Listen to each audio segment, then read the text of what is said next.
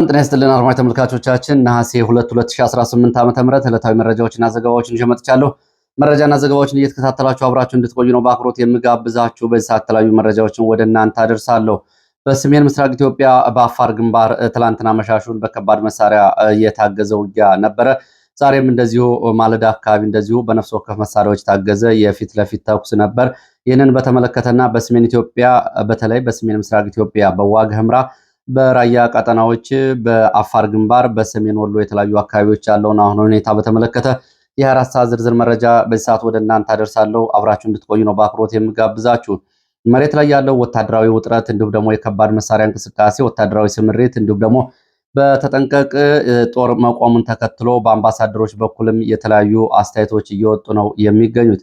በትላንትናው ዕለት ከቢቢሲ ጋር ቆይታ ያደረገው አምባሳደር ባጫ ደበሌ በሰሜን ኢትዮጵያ ያለውን አጠቃላይ ሁኔታ በተመለከተ የኦነግ ኃይሎችን ፋኖን፣ የህወሓትን እንዲሁም የኤርትራን ጨምሮ ካርቱም፣ ሞቃዲሾ እንዲሁም ደግሞ ካይሮ ድረስ ያለውን ቀጠናዊ ሁኔታን የተመለከተ ማብራሪያ መስጠቱና በዋናነት ደግሞ ትግራይ የጦር አውድማ ይሆናል የሚል ጠቅላላ ያለ አስተያየት፣ በኋላም ደግሞ በኢትዮጵያና ኤርትራ መካከል ያለው ድንበር ሊፈርስ ይችላል፣ የኤርትራ መንግስትም አይኖርም የሚል አስተያየት መስጠቱ ይታወቃል። እስካሁን ድረስ በኤርትራ በኩል በዚህ ጉዳይ ላይ የተሰጠ ምላሽ ባይኖርም በዛሬው ዕለት ደግሞ መቀመጫውን በሞቃዲሾ ያደረገው አምባሳደር ሱሌማን ደደፎ ተመሳሳይ አስተያየት ሰጥቷል።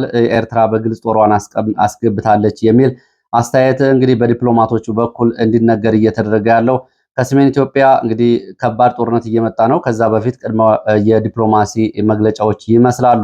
እነዚህን ጨምሮ በዚህ ሰዓት አዳዲስ ወታደራዊ፣ ፖለቲካዊ፣ ዲፕሎማሲያዊ መረጃዎችን አደርሳችኋለሁ። እስከ መጨረሻው አብራችሁ እንድትቆዩ ነው በአክብሮት የምጋብዛችሁ። እንግዲህ በሰሞኑን ካሉ ዋና ዋና ፖለቲካዊ ክስተቶች መካከል መሬት ላይ እየተደረገ ካለው ወታደራዊ ዘመቻ፣ ወታደራዊ ጦርነት እንዲሁም ደግሞ የዲፕሎማሲ ጉዳይ ባሻገር በሚዲያዎች እንዲሁም ደግሞ የህዝብ ምክክር ኮሚሽን በሚል የሚደረጉ ክስተቶች እንዳሉ ይታወቃል። አብይ አህመድ ሰሞኑን በተለያዩ የክልል ሚዲያዎች እየቀረበ በወቅታዊ ጉዳዮች ላይ ማብራሪያና መግለጫ እየሰጠ ይገኛል። እንግዲህ ይሄ የሚያሳየው ያው አብይ አህመድ የመንግስት አለማቋቋሙን በፕሮፓጋንዳም ቢሆን ራሱ በክልል ሚዲያዎች የሚቀርብበት፣ ወታደራዊ ጉዳዮች ሲሆን ራሱ ወታደራዊ ጉዳዮችን የሚያወራበት፣ ከዛ አነስ ባሉ እንኳ የቱሪዝም እና የሪዞርት ምረቃና እንዲሁም ደግሞ የወንዝ ዳርቻ ስራዎች እንኳ ሳይቀር ራሱ ቆሞ የሚናገርበት ጉዳይ ሲታይ በየትኛውም ዘርፍ ላይ ማንንም የማያምንና ሌላ የመንግስት ቅርጽ ያለው ኃይል እንዳላደራጀ በግልጽ ይታያል። ከኦሮሞ ፖለቲከኞችና ልሂቃን የድጋፍ ለመሰብሰብ በሚል በኦሮሞኛ ከኦሮሞ ሚዲያዎች ጋር እንዲሁም ደግሞ ከአማራ ሚዲያ ጋር ባለፈው ሳምንት ያደረጋቸው ቃለ ምልልሶች እንግዲህ ማሳያዎች ናቸው። በሚቀጥሉ ደግሞ በትግረኛና በሌሎች ቋንቋዎች ከሌሎች ሚዲያዎች ጋር ቃለ መጠይቅ ያደርጋል ተብሎ ይጠበቃል። አብይ አህመድ ትላንትና በተለይ ከኦሮሚያ ሚዲያ ኔትወርክ ጋር ባደረገው ቆይታ የተለያዩ ጉዳዮችና ትርክቶችን ለማስተካከል ድጋፍ ለማግኘት ያደረገባቸው ሙከራዎች አሁንም ያለውን አጠቃላይ የኦሮሞ የፖለቲካ ተስፋፊነት ኃይል በደንብ የሚያሳዩና ያልተቋጨ የመሬት ጥያቄ እንዳለ ይህንን እንደሚቀበል አብይ አህመድ ይህንን እንደሚያስፈጽም የሚያረጋግጥ ነው። አብይ አህመድ ከኦሮሞ ብሮድካስቲንግ ኔትወርክ ጋር በነበረው ቆይታ የተለያዩ ጉዳዮችን አንስቷል። አብይ አህመድ ካነሳቸው ጉዳዮች መካከል የኦሮሞ የመሬት ጥያቄ ግን አልተመለሰም የሚለውና ኦሮሞ ነፃ ወጥቷል የሚለው የተምታታ ሐሳብ ይገኝበታል። አብይ አህመድ በኦሮሞ ፖለቲከኞች ድጋፍ ያስገኝልኛል ያለውን አጀንዳ ይዞ የቀረበ ቢሆንም ባለው በ24 ሰዓት በኦሮሞ ፖለቲከኞች ዘንድ ያለው አጠቃላይ የማህበራዊ ሚዲያ እና የሚዲያ ግብረ መልስ ሲታይ ግን እዚህ ግባ የሚባል አለመሆኑን ነው መገንዘብ የሚቻለው። በሌላ በኩል አብይ አህመድ የኦሮሞ ህዝብ የመሬት ጥያቄ አልተመለሰም የሚለው በበርካታ ኢትዮጵያውያን ቁጣ ቀስቅሷል። ከዚህ ጋር በተያያዘ እንግዲህ በተደጋጋሚ በዚህ ሚዲያ ይቀርቡ የነበሩ ጉዳዮችን ወደ ኋላ ሂዶ ማንሳትና የእነ አብይ አህመድ ግልጽ ስትራቴጂ መሆኑን ሌሎቹን መውረር በደንብ የሚያሳይ ነው። ከዚህ ጋር በተያያዘ እንግዲህ በአዲስ አበባ ጉዳይ ያለውን ሁሉም ኢትዮጵያዊ ያውቀዋል። አዲስ አበባን ለመዋጥና ለመሰልቀጥ ዙሪያዋን ከበባ ውስጥ አስገብቶ አዲስ አበባን ከሁለት ዓመት በፊት ሸገር ከተማ ካቋቋሙ በኋላ አሁን ደግሞ በምክክር ኮሚሽን ስም አዲስ አበባን ጨርሶ ለመውሰድ የሚደረገው ጉዳይ እንዳለ ሆኖ በሌሎቹ ክልሎች ያለውን ሁኔታም እንደዚሁ ለማሳየት ያክል በተደጋጋሚ ሲነሳ ከነበሩት አካባቢዎች መካከል የኦሮሚያ ክልል ከትግራይ ክልል ውጭ ካሉት ሌሎቹ የኢትዮጵያ ክልሎች ጋር በቀጥታም ሆነ በተዘዋዋሪ በመደበኛ ኃይሎቹም ሆነ በኢመደበኛ ኃይሎቹ ውጊያ እያደረገ መሬቶችን እየነጠቀ ይገኛል። ከዚህ ጋር በተያያዘ እንግዲህ መሬት ከተነጠቁት ክልሎች መካከል ቤንሻንጉል ክልል ከማሽና መተከል ዞን ካሁን በፊት በዚህ ጉዳይ ላይ ዝርዝር ያለ መረጃ ሰርቼ ነበር ታሳውሱ ከሆነ አድማጭ ተመልካቾቻችን በሆሮ ጉዱሩ ወለጋና ምስራቅ ወለጋ ዞን የሚገኝ የነ ሽመልስ የሸኔ ታጣቂ በነ ሽመልስ የሚደገፈው ወደ መተከል እንዲገባ ተደርጎ መተከል አካባቢ እንደዚሁ የአካባቢ ነዋሪዎች እንዲያጸዳ ተደርጎ መተከል ኬኛ የሚለው ፕሮጀክት እየተሰራ እንደሆነና እዚህ ምን ሰራላችሁ ወለጋ የኛን መሬት ሄዳችሁ ያዙ በሚል ለኢ መደበኛ ታጣቂዎች ተሰጠ ትዕዛዝ ይታወሳል። በከማሽ ዞንና አሶሳን ጨምሮ የወለጋ አካል ነው በሚል በክልሉ በኦሮሞኛ ቋንቋ በትምህርት ቋንቋ እንዲተዳደር እንዲሁም ደግሞ የምክር ቤት የስራ ቋንቋ እንዲሆን በሚል የሚደረገው ጫና ባለበት ሁኔታ በጋምቤላም በተመሳሳይ በክልሉ ያለ ክልሉ የምክር ቤት ውሳኔ ቋንቋው ኦሮሞኛ ቋንቋ እንዲጫንና የጋምቤላ 3 ወረዳዎችን ወደ ቄለም ወለጋ የመጠቅለል እንዲሁም ደግሞ ወደ ደቡብ ሱዳን መውጫ በማድረግ በዚህ አካባቢ ጎሳዎች እየተጠኑ ነው የሚገኙት። ከሜጫ የኦሮሞ ጎሳዎች የሚወለዱ በሚል ጭምር አዳዲስ የአባገዳዎች በፖለቲካ ሽሚያው የገቡባቸውን ጉዳዮች ካሁን በፊት በዝርዝር ቀርበዋል። ታስታውሳላችሁ። ከደቡብ ኢትዮጵያ ክልል ከሚባለውና አሁን ከተበታተነው ክልል ጋር በተያያዘ በአርባ ምንጭ እንግዲህ ብሔራዊ ፓርኩን ነጭ ሳር ብሔራዊ ፓርክን ጨምሮ አርባ ምንጭ ከተማ ድረስ እንግዲህ ያለው መስፋፋትና ተደጋጋሚ ጥቃት ይታወቃል። ጌዲዮ ዞን ያው እንግዲህ እሱ ያለቀለት ዞን ነው። ከበባ ውስጥ አስገብተውታል። ሲዳማ ጋር አሁንም አፍላ ጦርነት ያለበት ነው። በተለይ ምስራቅ ሲዳማና ጉጂ አካባቢዎች አሁንም ይገባናል በሚል እስከ ወንዶ ገነት ያለውን አካባቢ እንዲሁም ደግሞ በዚህ በኩል አሶሳና ጥቁር ውሃን ከተሞችን ጨምሮ ያለው ፍላጎት ለዚህ የፖለቲካ ድብቅ ማሳያ ነው። በሶማሌ ክልል ከ343 በላይ ቀበሌዎች እንደዚህ ውዝግቦች አሉ። በድሬዳዋና በሌሎቹ አካባቢዎች ተመሳሳይ ድሬዳዋ ከተማ ላይ የሽነሌ ዞን ከሶማሌ ጋር በአዋሽ በኩል ከአፋር ጋር እንዲሁ አዋሽ ተደጋጋሚ ውጊያዎች ተደርገዋል። አማራ ክልል ጋር ያለው ደግሞ ከውስጥና ከውጭ ተብሎ በሁለት ሊታይ የሚችል ነው። የኦሮሞ የመሬት ጥያቄ እናስመልሳለን የሚሉት እነ ሽመልስ አብዲሳ በአማራ ክልል ከውጭ ወደ ውስጥና ከውስጥ ወደ ውጭ ነው እንቅስቃሴ እያደረጉ ያሉት። ከውስጥ ወደ ውጭ የሚባለው በመነሻውን የኦሮሞ ብሔረሰብ ዞን ያደረገና ወደ ውጭ ሰሜን ኦሮሚያ የሚል ፕሮጀክት ያለው እስከ ላይ ድረስ ከራያ ቀጠና የሚዘረጋ እንዲሁም በደቡብ ወሎ ወሬሉ ቃሉ እና አካባቢዎችን በተለይ ወረ ሂመኖ ወረዳዎችን ይዞ ወደ ወግድና ወደ አካባቢው የሚደረግ እንቅስቃሴ ሲሆን ምንጃርና አካባቢውን የማስተሳሰር ከውስጥ ወደ ውጭ ሲሆን ከውጭ ወደ ውስጥ ደግሞ እንደ አውራ ጎዳና የመሳሰሉትን አካባቢዎች በተለይ የአማራ ክልልን ከጅቡቲ ዋናው መንገድና የባቡር ሀዲድ ጋር የሚያገናኙ ከተሞችን ሙሉ በሙሉ በማውደም የመጠቅለል ስራዎች እየተሰሩ ይገኛሉ።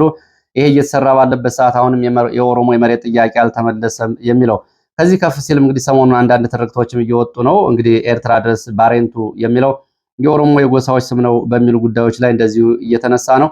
እንግዲህ ፕሮጀክታቸው እንዲሁም ደግሞ ከውጭ ወደ ውስጥ ያሉ ጉዳዮችን ጨምሮ ያለው አጠቃላይ በመደበኛ ኃይሎች፣ በኢመደበኛ ኃይሎች፣ በፕሮፓጋንዳ፣ በአጋር ኃይሎች፣ በጉድፍቻ፣ በሞጋሳ እነዚህን አካባቢዎች የመጠቅለል ነው። በነገራችን ላይ ደቡብ ኢትዮጵያ ውስጥ በዚህ ውስጥ በዘመናት ትግል በኋላ ራሳቸውን አስከብረው ቆይተው የነበሩ እንደ ጉራጌ ያሉ ማህበረሰቦች አሁን ወልቂጤ ከተማን ጨምሮ የጉራጌ አይደለም በሚል ሌሎች ጎሳ ነን የሚሉ አካላትን በማደራጀት የወልቂጤን አካባቢ ከተማን ጨምሮ አደጋ ውስጥ ከገቡ ዞኖችና ክልሎች መካከል አንዱ ወልቂጤ ነው። በተደጋጋሚ ጥቃትም ይከፈትበታል ዞኑ በምስራቅ ጉራጌ በኩል እንዲሁም በምዕራብ በኩል እንዲሁም በአመያ በምዕራብ ሸዋ አዋሳኝ አካባቢዎችም ተመሳሳይ ችግሮች ያሉበት አካባቢ ነው። እነዚህን ያነሳዋቸው የመሬት ወረራ ማሳያዎች ናቸው። እንግዲህ ወደፊትም ገፍቶ ወደየት ይሄዳል፣ በሀገር ውስጥ ይቆማል ወይስ ደግሞ የሚለውን ማብረን የምናየው ይሆን። አብይ አህመድ 15-12 ገደማ እንግዲህ ባህረ ነጋሽ ወይም ደግሞ የዛሬው ኤርትራ ንጉስ የነበረው ዶሪ ኦሮሞ እንደነበር ገልጿል። ባሬንቱ የተሰኘ ትልቅ ከተማ እና አምባ ሶይራ፣ አምባ ደብራ ያሉ አካባቢዎች በኤርትራ ውስጥ የኦሮሞ ስር መሰረት እንዳላቸው አስረድቷል። እንግዲህ አንድ ተረቶችን የሚጽፍና ሽመልስ አብዲሳ 50 ሚሊዮን ብር የሸለመው ሰውዬ አለ፣ ታቦር የሚባል ሰውዬ። እንግዲህ የሰውዬ ከአሁን በፊትም መጽሐፉን አንብቡት። በነገራችን ላይ የውግና ድርሰቶችና ተረቶች የሚል መጽሐፍ ነው። ይህ መጽሐፍ በመጽሐፉ ሽመልስ አብዲሳ በሁለት ዙር 50 ሚሊዮን ብር ሸልሞታል። ምን ያክል ብሔርተኝነቱ በታሪክን በማዛባት ጭምር የታገዘ መጠነ ሰፊ ዘመቻ የተደረገ እንደሆነ ይታያል። በሌሎቹ በኩል እንግዲህ መጽሐፍ የጻፉት እንኳ መጽሐፎቻቸውን ለማሳተም የሚጠይቃቸው የለም። የኦሮሚያ ክልል ባህልና ቱሪዝም ቢሮ ግን በዚህ በኩል ጭምር እየሰራ ነው። የበረራ ቀዳሚት አዲስ አበባ ለሚለው መጽሐፍ እንኳ ከ7 በላይ ምላሾችን በፍጥነት እንዲዘጋጁ ማድረግ በርተው እየሰሩ መሆናቸውን ነው የሚያሳየው። እንግዲህ አብይ አህመድን ነው እየደገመው። እነ ሰርጸ ድንግልን አንስቷል። እንዲሁም ደግሞ በአሁን እንግዲህ አብይ አህመድ ያነሳቸው አንዳንዶቹ ታሪኮች ኦሮሞ ከባሌ ቆላማ አካባቢዎች ከአሁኑ ሜዳው ላቦና አካባቢው ከመውጣቱ በፊት ጭምር ነው እንግዲህ እነዚህን እያነሳ ያለው። አሁን ኦሮሞ ነፃ ወጥቷል ብሏል አብይ አህመድ። ኦሮሞን ነፃ ለማውጣት ዛሬ መታገል ሞኝነት ነው ሲልም ገልጿል። የኦሮሞ ህዝብ ነፃ ወጥቷል ወይ? ነፃነት የሚባለው ምንድን ነው የሚለው ጥያቄ እንዳለ ሆኖ ግን አሁንስ የኦሮሞ ህዝብ መከራ ውስጥ አይደለም ወይ? ጥቂት በኦሮሞ ህዝብ ስም የሚንቀሳቀሱ መሬት የሚሸጡ የሚደልሉ የአገሪቱን ሀብት የተቆጣጠሩ ኃይሎች የኦሮሞን ህዝብ ሙሉ በሙሉ ይወክላሉ ወይ? ይሄ ከሆነስ ኦሮሞው ለምንድን ነው ትጥቅ ያነሳው የሚለውም አብሮ እዚህ ላይ ሊመለስ የሚችል ነው። ሌላው የታሪክ ሽሚዎችንም ተመልክቻለሁ። እንግዲህ ገበየሁን ያው በተደጋጋሚ የኦሮሞ ያደርጓቸዋል። በወቅቱ ኦሮሞ አማራ ብለው ስላልዘመቱ ብዙ ችግር የለም። ለአሁኑ የፖለቲካ ማስተካከያ ሲውል ግን ያሳዝናል። እነ ታደሰ ብሩም እንግዲህ በተለይ የሜጫ ማህበርን በመመስረት አሁን ላለው የእልቂት ፖለቲካ አስተዋጽኦ ያደረጉ ሰዎችም ጭምር ነው አብይ አህመድ የጠቀሳቸው። ሐውልትም አሰርቶላቸዋል። በጣም የተጣረሰ ታሪክ የሚባለው እንግዲህ አብይ አህመድ ያቀረባቸው ጉዳዮች እና አብይ አህመድ በዚህ ቃለ ምልልሱ ጎበና ዳጭን እንዲህ እንደ ኦሮሞ ብሔራዊ ጀግና እንዲቀበሉ ጠይቋል። በዚህ በተደጋጋሚ በአማራ ቴሌቪዥንም በኦሮሚያ ቴሌቪዥንም አንስቶታል። ጎበና ዳጭ ጀግና ኢትዮጵያዊ ነው። በኢትዮጵያ ሀገረ መንግስት በተለይ የኋለኛውን የመጨረሻውን የሀገረ መንግስት ሁኔታ በተለይ በድንበሮችና በዘመቻዎችን በማስተካከል በኩል የራሱ ሚና የነበረው ትልቅ ኢትዮጵያዊ ነው። ጎበና ዳጨ በኦሮሞ ብሔርተኞች ዘንድ እንዴት ይታያል የሚብለውን እንግዲህ የፕሮፌሰር ስሙ ለጊዜው ይቅርታ ጠፍቶኛል፣ ማን አበበ የሚባለው አሉ አዲስ አበባ ዩኒቨርሲቲ፣ እሳቸው ልታነቡ ትችላላችሁ። ጎበና ዳጨ በኦሮሞ ፖለቲከኞች ይደርስበት የነበረው አብይ አህመድ ይህንን ትርክት ይቀበልና ጎበና ዳጨን እንደ ወራሪና እንደ ነፍጠኛ አገልጋይ ይቆጥር ስለነበረ አኖሌ ሐውልትን አቁሟል። አብይ አህመድ እሱ ኮሚቴ ሆኖ እንዳሰራው ነው የሚገለጸው። አኖሌ ሐውልትና የጎበና ዳጨን ጀግንነት መቀበል የሚጋጭ ጉዳይ ነው። እንግዲህ ወይ አኖሌ ሐውልትን ማፍረስ ያስፈልጋል ወይ ደግሞ እንደ ኦሮሞ ብሔርተኞች ጎበና ዳጨን መልሶ ማዳፈን ይጠይቃል።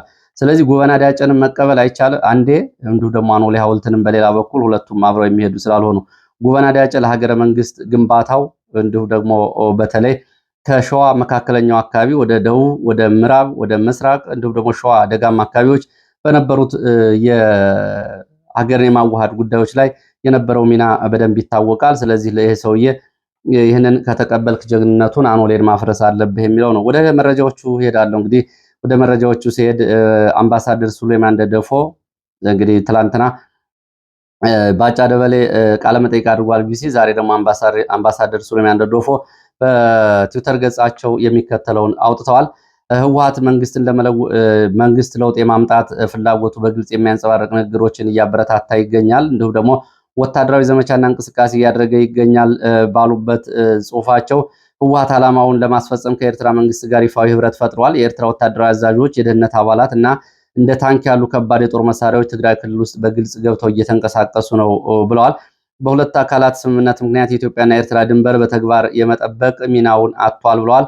ኤርትራ ሰራዊት እስከ ራያ አላማጣ አካባቢ ድረስ ዘልቆ የገባ ሲሆን ከህወሓትና ከፋኖ ጋር በመሆን በፌዴራል መንግስት ላይ የተቀናጀ ወታደራዊ ጥቃት ለመሰንዘር ዝግጅት ማድረጉንም እንደዚሁ ገልጿል። አምባሳደሩ የኤርትራ መንግስት በኢትዮጵያ ውስጥ ጉዳይ በግልጽ ጣልቃ መግባቱና እስከ ራያ አላማጣ ዘልቆ መንቀሳቀሱ ኢትዮጵያ ህጋዊ የመከላከልና ተመሳሳይ እርምጃዎችን የመውሰድ መብት እንዲኖራት ያደርጋል ብለዋል። ይህ እንግዲህ አምባሳደር ባጫ ደበሌ ከተናገሩት በኋላ ሁለተኛው አምባሳደር ናቸው። ኤርትራን በተመለከተ የትላንትና አምባሳደር ባጫ ደበሌም ኤርትራ የሰው ሉዓላዊነት ስለተዳፈረች ሉዓላዊነት የተነካ ልትል አይገባም የሚል ንግግር ተናግረዋል። እንግዲህ እስካሁን ከኤርትራ በኩል በዚህ ጉዳይ ላይ የተሰጠ መግለጫ የለም። ያው መግለጫ ይጠበቃል።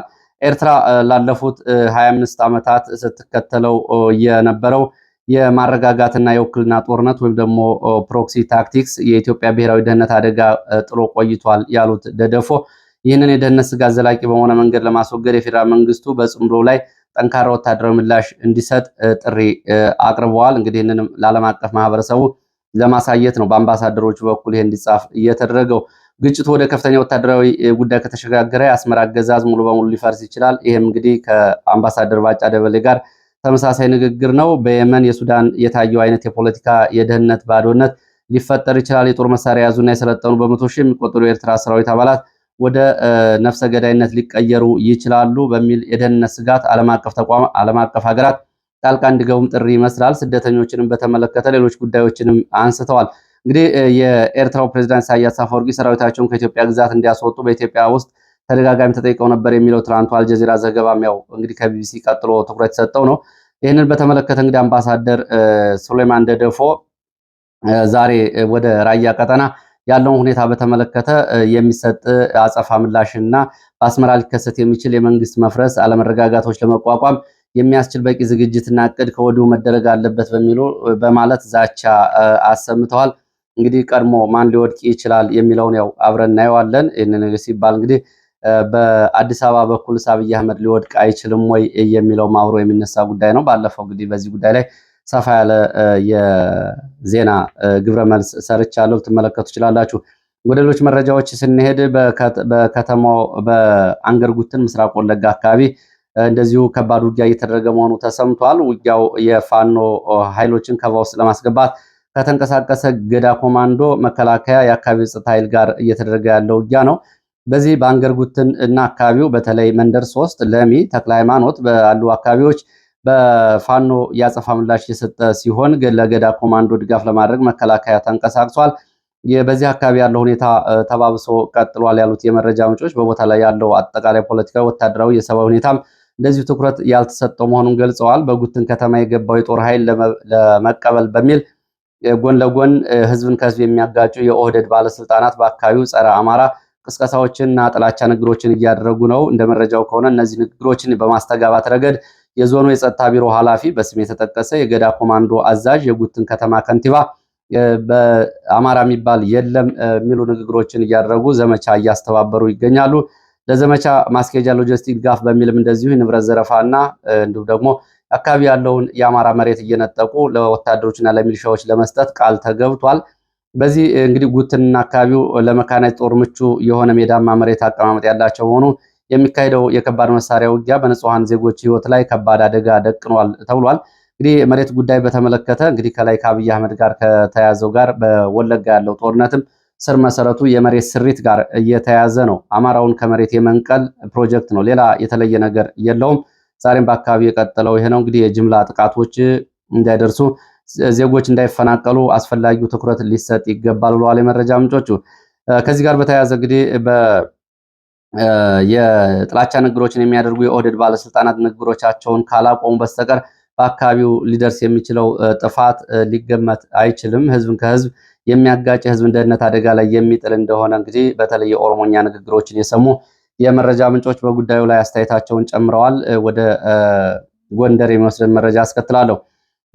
የአማራ ፋኖ ጎንደር ጠቅላይ ግዛት የበላይ ዘለቀ እዝ ከፍተኛ አመራሮች፣ የድርጅት መሪዎች፣ የበላይ ጠባቂ አባቶች በሊቦ ከምከም ወረዳ ሚካኤል ደብርና አካባቢ ተገኝተው የዳግማዊ ቴዎድሮስ 5ኛ ኮር መብረቅ ክፍለ ጦርና ሌሎች የሰራዊት የማህበረሰብ አባላት ጋር ነሐሴ 1 የፊት ለፊት ውይይት ማድረጋቸውን ገልጸዋል። በላኩት መግለጫ የወታደራዊ አዛዥ ፋኖ ደረጀ በላይ ስለ አንድነቱና ስለተከፈለው መስዋዕትነት እንዲሁም ደግሞ በምስራቅ ጎንደር ቀጠና የሚንቀሳቀሱ የአማራ ፋኖ ብሔራዊ ንቅናቄ ጎንደር ጠቅላይ ግዛት በላይ ዕዝ እና ስምሪቶቻቸውን በተመለከተ መገምገማቸውን ከዚህ መዋቅር ውጭ በተበታተነ መልኩ የሚንቀሳቀሱ አካላት ካሉ ህጋዊ እርምጃ እንደሚወሰድባቸው፣ አንድነቱን ለማፍረስ የሚንቀሳቀሱ ቀይ መስመር መሆኑን ሊያውቁት ይገባል ብሏል።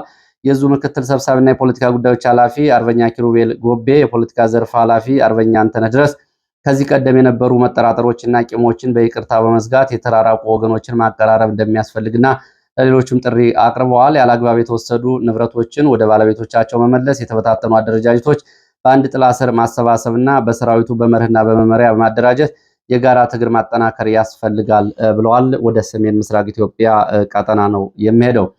በራያ አላማጣና በዙሪያው ባሉ ቀበሌዎች በመከላከያና በህወሓት መካከል ያለው ውጥረት ወደ ከፍተኛ ደረጃ ማደጉ ሲገለጽ፣ በአንዳንድ ግንባሮች ደግሞ በከባድ መሳሪያ የታገዘ ውጊያ እንደነበርም መረጃዎች ጠቁመዋል። ከስፍራ የሚወጡ መረጃዎችና መረጃ ምንጮች እንደሚያመላክቱት ህወሓት በቀጠናው በርካታ ከባድ መሳሪያዎችን፣ የሰው ኃይል ስምሪቶችና ምሽግ ቁፋሮና ዝግጅቶችን እያደረገ መሆኑ እንዲሁም ደግሞ በቆቦ በኩልም በተቃራኒው መከላከያና ተባባሪዎቹ ዝግጅት እያደረጉ መሆናቸውን ተከትሎ የአካባቢው ነዋሪዎች ስጋታቸው ከመቼውም ጊዜ በላይ ጨምሯል። በራያ አካባቢ ገረብ አባሃጎስ፣ ገረብ አገው ተብሎ በሚጠሩ አካባቢ በተቆፈሩ ምሽጎች በ3 ተሳቢዎችና በ5 ኤፍኤስአር አጠቃላይ በ8 ተሽከርካሪዎች የመጣ አዲስ የህወሓት ታጣቂ ተራግፏል። አዲ መሐመድ አካባቢ ደግሞ እንዲሁ መድፎች በውዳሴ ማርያም እንደዚሁ ሌሎች ተጨማሪ መድፎች በቅርብ ርቀት ተጠምደው ይገኛሉ። ኩቢ ጀብላ ተብሎ በሚጠራ አካባቢ እንደዚሁ 2 ታንኮችና 3 መድፎች ወደ አካባቢው ገብተዋል። በሩቃሊና አዲ ኩተቤ ተብሎ በሚጠሩ አካባቢዎችም እንደዚሁ መድፎችና ታንኮች በሸራ የተሸፈኑና ሲኖትራክ ተሽከርካሪዎች ወታደራዊ ሎጂስቲክ ይዘው ዛሬ መግባታቸው ታውቋል። ታኦ ተብሎ በሚጠራው አካባቢ ራያ አላማጣ በምስራቅ በኩል መድፍ፣ ድንዲቦ ተብሎ በሚጠሩ አካባቢዎችም እንደዚሁ መድፎች ተደራጅተዋል። በራያ ባላ እንደዚሁ አሳየ ጣፌ፣ ገርጀሌ ተብሎ የሚጠሩ አካባቢ ትምህርት ቤቶችና የህዝብ ተቋማት እንደዚሁ ሎጂስቲክና የጦር መሳሪያ ማዕከል ሆነዋል። ይህ በእንዲህ እንዳለ ትላንትና አመሻሹን አርሚ 33 አርሚ 44 አዲጉዶም ወደ ዋጅራትና ኮንካ ጎግነቅ ቶንሳ ተብሎ የሚጠራው ወደ አፋር መጋሌ አካባቢ በተለይ በአዲቀይ ተብሎ በሚጠራ አካባቢ ገራርሳና ቶንሳ ትላንትና የከባድ መሳሪያ ድብደባ ማድረጋቸውና ወታደራዊ እንቅስቃሴ ማድረጋቸው ታውቋል። በተለይ የትግራይ የሰላም ኃይል ተብሎ በሚጠራው ወታደራዊ ካምፕ አካባቢ የከባድ መሳሪያ ድብደባዎች ማድረጋቸው ነው የታወቀው። የትግራይ ሰላም ኃይል እየተባለ የሚጠራውም የዲሽቃና የሞርተር ያጸፋ ምላሽ ሰጥቷል።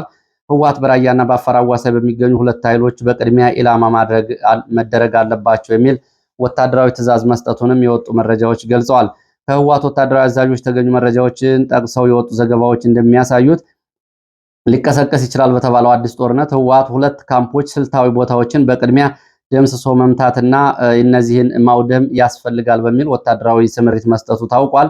አንደኛው በአፋር አዋሳኝ የሚገኘው የትግራይ ሰላም ኃይል የሚባለው የህወሓት ተቃዋሚ ሆነውን የዚህን ኃይል የመጀመሪያ የጥቃት ኢላማ እንዲሆን ታቅዷል። ህወሓት ይህንን ኃይል ለብልጽግና ተሰልፎ እየወጋን ነው በሚል የሚከሰው ሲሆን ሁለተኛው ደግሞ በራያ ቆቦ ጮቢበርና ላስታ መገንጠያ አካባቢ የሚገኙ በራያ ቆቦ ተፈናቃይ ካምፕ እንዲሁም ከራያ አለማጣ ከአለማጣ ከተማና ከራያ ባላ ተመልምለው የተመለሱ ሚሊሻዎች በመጀመሪያ ኢላማ መሆን አለባቸው። ጮቢበር ተብሎ የሚጠራው ወታደራዊ ካምፕ ቀድሞ መመታት አለበት። እነዚህ 2 ኃይሎች ቀድመን መምታት አለብን በሚል ስምሪት ስለመስጠቱ ነው የታወቀው። ይህ ስልታዊ ጥቃት እቅድ ህወሓት ስጋት እንደሆኑ የፈረጃቸው እንዲሁም ደግሞ የብልጽግና ድጋፍ አላቸው ያላቸውን ኃይሎች በቅድሚያ ማዳከም ወታደራዊ ብልጫ ለመውሰድ ያቀደው እንቅስቃሴ እንደሆነ መረጃዎች ገልጸዋል።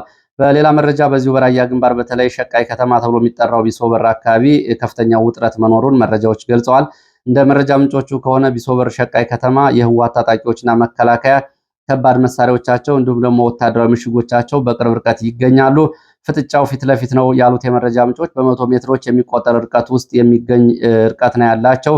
አንዱ የአንዱን ግንባር ለአንዱ ለነፍስ ወከፍ መሳሪያዎች ሬንጅ ውስጥ ጭምር የገባ እንደሆነ የገለጹት የመረጃ ምንጮች ይህንን ተከትሎ ሸቃይ ከተማና ቢሶበር ያሉ ነዋሪዎች ከባለፈው ጀምሮ አካባቢውን ለቀው እየወጡ እንደሆነ መረጃዎቹ ገልጸዋል።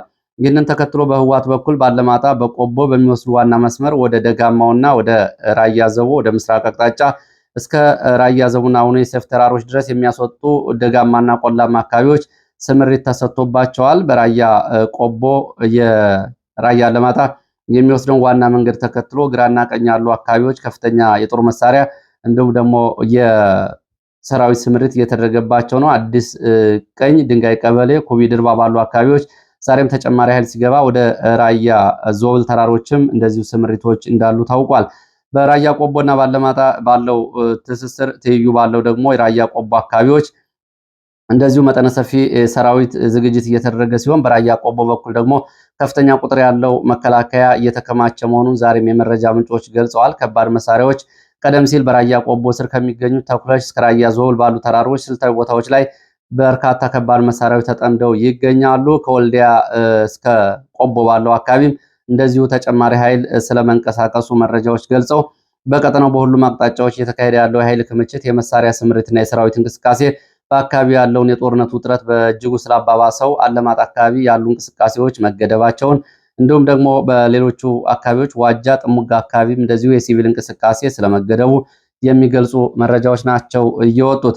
በራያ አላማጣ፣ በራያ ቆቦና በአካባቢ ደጋማ ስፍራዎች የሚገኙ በርካታ አካባቢዎች ስልታዊ ኮረብታዎች፣ ከፍተኛ ቦታዎች፣ አዳዲስ ወታደራዊ ካምፖችና አዳዲስ ምሽጎች እየሆኑ ነው ያሉት የመረጃ ምንጮቹ መከላከያ በተለያዩ አካባቢዎች ብልጫ እንወስድባቸዋለን ብለው ያሰቧቸውን ተራሮች ለመያዝ የህወሓት ታጣቂዎችም እነዚህ ተራሮች ቀድሞ ለመቆጣጠር ከፍተኛ ሽሚያዎች እየተደረጉ እንደሆነ ተገልጿል። እነዚህ ከፍተኛ ቦታዎች የከባድ መሳሪያ ማጥመጃና የሰራዊት ጊዜያዊ ማረፊያ ካምፖች እየሆኑ ይገኛሉ።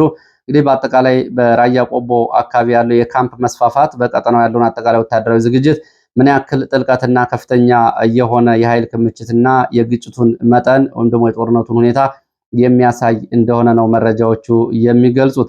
ዛሬ ማለዳ ላይ በአፋር ግንባር ቶንሳ ተብሎ የሚጠራው አካባቢ በስፍራ ማለዳ አካባቢ ዛሬ በፊት ለፊት ውጊያ ስለመደረጉ መረጃዎች ገልጸዋል። የተኩስ ልውውጥ ነበር። በግማሽ ሰዓት አልቆየም ያሉት የመረጃ ምንጮቹ በአሁኑ ሰዓት ተኩሱ ቆሟል። ከስፍራ የወጡ መረጃዎች ግን የተኩስ ልውውጡና የጦርነቱ ሁኔታን እንዲሁም ደግሞ የጦር መሳሪያዎችን አይነት በተመለከተ በትላንትና ከነበረው የድሽቃና የሞርተር ድብደባ የዛሬው በነፍስ ወከፍ መሳሪያዎች ታገዘ ነበር፣ ወዲያውኑ ቆሟል ብለዋል። በአካባቢው ስምሪት ላይ ያለው የአርሚ 33 ሶስተኛ ኮር ነው የነፍስ ወከፍ መሳሪያ በመታገዝ በአካባቢው ፊት ለፊት በሚገኙ የትግራይ የሰላም ኃይሎች ላይ ጥቃት ከፍቶ የነበረው። ስለተሰጠው አጸፋ ምላሽ ስለደረሰው ጉዳት በውል የታወቀ ነገር የለም። ወደ ሱዳን መረጃዎች እሄዳለሁ። የሱዳን ጦርነትና የሶማሊላንድ የፑንትላንድ እንዲሁም የአፍሪካ ቀንድ አጫጭር መረጃዎችን ወደ እናንተ አደርሳለሁ። የሱዳን አየር ኃይል በሰሜን ኮርዶፋን ግዛት የሚገኙ በርካታ የፈጥኖ ደራሽ ኃይል የውጊያ ተሽከርካሪዎችን መደምሰሱን አስታውቋል። በሌላ በኩል ከቢኒ ሐሰን ጎሳ የተውጣጡ በብዙ ሺህ የሚቆጠሩ ታጣቂዎች አርኤስኤፍን መቀላቀላቸው ታውቋል። የሱዳን መደበኛ ጦር ከአርኤስኤፍ ታጣቂዎች ዘመናዊ ጦር መሳሪያዎችን የተቆጣጠረ መሆኑን እንደዚሁ አሳውቋል። እነዚህ መሳሪያዎች ከዩጎዝላቪያ ሰርቢያ የተመረቱ ኤም79 ኦሳ 90 ሚሜ የሮኬት ማስወንጨፊያ መሳሪያዎች እንደሆኑና እነዚህ መሳሪያዎች ደግሞ በዩናይትድ አረብ ኤሚሬትስ ተገዝተው የተሰጡ ናቸው። ስሎቦዳ ፋብሪካዎች ለአረብ ኤሚሬትስ ሽጣ ለአርኤስኤፍ የተሰጡ መሳሪያዎች ናቸው። አርኤስኤፍ በምዕራብና በሰሜን ኮርዶፋን መካከል በሚገኝ ሰሪፍ አንኩስ በተባለ ስትራቴጂካዊ ቦታ ላይ ከፍተኛ የኃይል ስምሪትና እንዲሁም ደግሞ የአየር መከላከያ ስርዓቶችን መዘርጋቱን የሱዳን ጦር ገልጿል። በሱዳን መካከል በሚደረግ ውይይት የአሜሪካ አሸማጋይነት በሚከናወን የተኩስ አቁም ስምምነት ላይ ያተኮረ የፖለቲካ መፍትሄ ካርታ እንደዚሁ ፍኖተ ካርታ መቅረቡም ታውቋል። ይህም የሱዳን ዲሞክራቲክ ግንባር የሚባለው ወይ ደግሞ ዲሞክራቲክ ብሎክ እየተባለ የሚጠራው ግንባር ነው ያቀረበው። የግብፁ ስካይ ቪዥን አየር መንገድ ወደ ሱዳን ወደ ፖርት ሱዳንና ካርቱም ከቱርክ ከፍተኛ ቁጥር ያለው የጦር መሳሪያ አጓጉዟል። በዳርፉር የደህንነት ክፍል በታሂር ሀጃር እና በሃዲ ኢድሪስ የፖለቲካ መሪዎች ላይ የእንቅስቃሴ ገደብ መጣሉን አርኤስኤፍ አስታውቋል። በጀነራል ጀማሌ የሚመሩትና በኑጋል ክልል የነበሩ የዳናብ ኃይሎች የሶማሊያ ፌዴራል መንግስትን በመተው ወደ ፑንትላንድ መንግስት መቀላቀላቸውና የደህንነት መዋቅር ጋር መዛመዳቸው ታውቋል። ይህም ለሞቃዲሾ ከፍተኛ ኪሳራ ነው። በሞቃዲሾ ወታደራዊ ካምፖች ላይ ከተደረገ ጥቃት በኋላ ነው የሆነው። የፑንትላንድ አስተዳደር በክልል ውስጥ የሚንቀሳቀሱ የተለያዩ ኃይሎችን በማዋሃድ የፌዴራል መንግስትን ተጽዕኖ ለመቀነስና ለመመከት የማዕከላዊ ደህንነትን መዋቅር ለመገንባት እየሰራ መሆኑን ገልጿል። አልሸባብ የሶማሊያን መደበኛ ጦር ሰራዊት አባላት በካምፖቻቸው ሲሸሹ ጥለዋቸው የሚሄዷቸውን የጦር መሳሪያዎች በሰፊው እያገኘ እንደሆነም እንደዚሁ በቴዳን መንደር ከተያዙ የጦር ሰፈሮች የተገኙ መረጃዎች ያሳያሉ። ለሰዓት የነበሩ መረጃዎች እነዚህ ናቸው። ስለተከታተላችሁ በእጅጉ አመሰግናለሁ። መልካም ጊዜ